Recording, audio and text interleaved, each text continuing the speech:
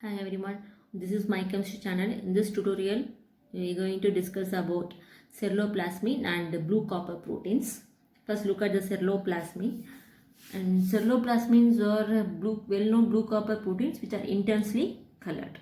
Mainly, they are blue in color. And if you see the molar mass, it's around 1,32,000. Each molecule is comprised of 7 or 8 copper atom. Okay, and the ceruloplasmin are mainly found in the blood plasma of mammals. And first it was synthesized in the liver, and this 96% of copper is circulating in the blood of mammals and exists as a blue protein. Okay, and this is the source of ceruloplasmin. And if you see the role, it has a crucial role of oxidizing of Fe2 to Fe3, the transfer of iron from ferritin to transferrin. So during the transfer of iron from ferritin to transferrin, so the ceruloplasmin playing an important role which oxidizes the Fe2 to Fe3. So the another important crucial role of ceruloplasmin is it participates in copper's transport and storage.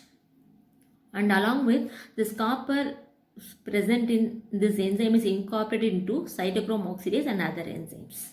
So the copper containing ceruloplasmin also incorporated in other enzymes like cytochrome oxidase and such other enzymes. Okay. And the ceruloplasmin deficiency of this protein which leads to the Wilson disease. Okay. So Wilson disease is nothing but it's the excessive secretion of copper in the liver.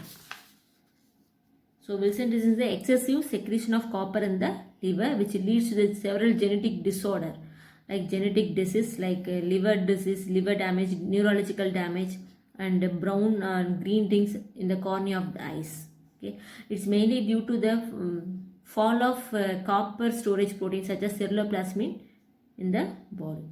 So as soon as the ceruloplasmin levels get fall, it leads to the accumulation of copper in the liver, which leads to the liver damage. Okay, and this ceruloplasmin levels are increased by using some chelating agents. As per the daily, the human person has to get 1 to 2 milligram per day of copper in the body. So the excess amount of copper can be excreted, and it should be excreted from the excretory organ. Okay, if it are in present excessive amount, it can be treated by using some chelating agents like D-penicillamine. So the D-penicillamine is a chelating agent, forms a complex with copper which is present in the blood. Okay, so the excessive coppers are circulating in the blood itself. As soon as the D-penicillamine are intravenously injected, it was taken the copper ions and formed the complex. The formed complex are intensely purple color. So this is the formed complex structure, copper, and both the copper atoms having different oxidation state, +1 and +2, and along with chloride. Okay, and this is the structure of formed complex. Here, this sulfhydryl groups are having the maximum effect of the removal of copper as a copper 1 complex.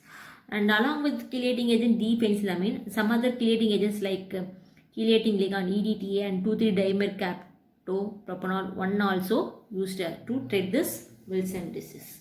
Okay, and next see the blue copper proteins. So the blue copper proteins as an active site of copper, and this blue copper proteins are again divided into 3 main types. Okay, so that is type 1, type 2 and type 3. And if you see type 1, the type 1 is active blue copper protein which has the active site of copper center, which was a very intensely colored. So this type is very intensely colored, and this type is very important. Okay, and this type 1 blue copper protein shows maximum absorption at 600 nanometer in the electronic spectrum. Okay, so this absorption is due to the proteins, that is charge transfer between the ligand and metal. So this blue copper protein is made up of amino acids. So one of the ligand, that is cysteine, which is a donor of sulfur. So sulfur is the donor atom from cysteine amino acid, which making this absorption ligand to metal charge transfer. So the ligand electrons from cysteine of sulfur atom to copper 2 ion. Okay. So there is a ligand metal charge transfer. So during this compound get colored. So intensely blue color is due to the ligand to metal charge transfer. So this type of protein, type 1 protein is a EPR active because this copper 2 has one unpaired electron and it is EPR active, and it also shows hyperfine, narrow hyperfine splitting in hyperfine lines. Okay. And next see the copper 2, and this copper 2 is a normal monomeric copper 2 center which is a tetragonally coordinate. Okay. And this copper 2 also having one unpaired electron which is again EPR active and shows electronic spectrum also, and this is also colored. And next is the type 3. In this type, instead of copper 2 it has 2 copper 1 ions.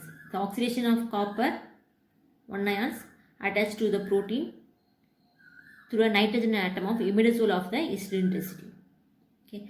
So here the protein contains one of the amino acid histidine, which is a imidazole, having imidazole ring in the structure. So and in that the nitrogen atom acts as a donor. So the nitrogen atom is coordinated with the copper 1 ions. So the 2 copper ions facilitate the electron transfer reaction in the reduction and transport of oxygen. So during that, so the copper 1 ion beginning with the color, it was in the colorless.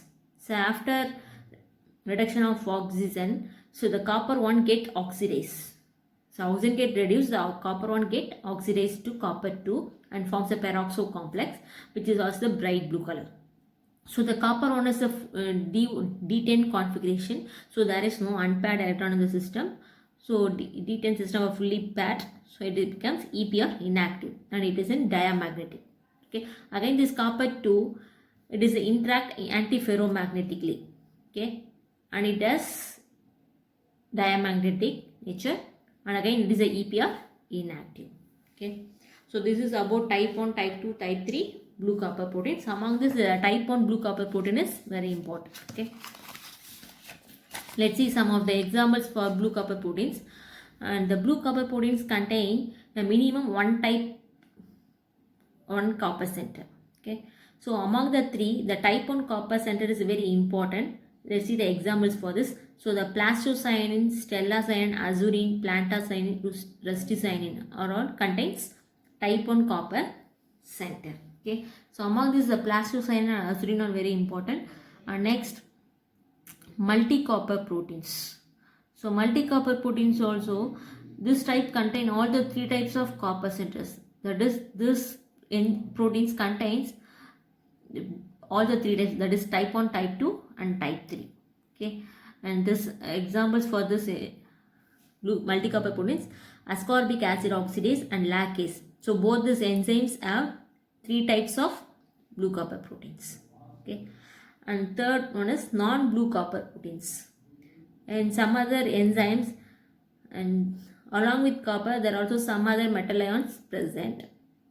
So they are called non-blue copper proteins. They are not intensely colored. Let's see the example, the galactase oxidase and cytochrome C oxidase. So these are come under non-blue copper proteins. Okay. So this is about the blue copper proteins. In next video we will discuss it in detail. Okay. And thanks for watching.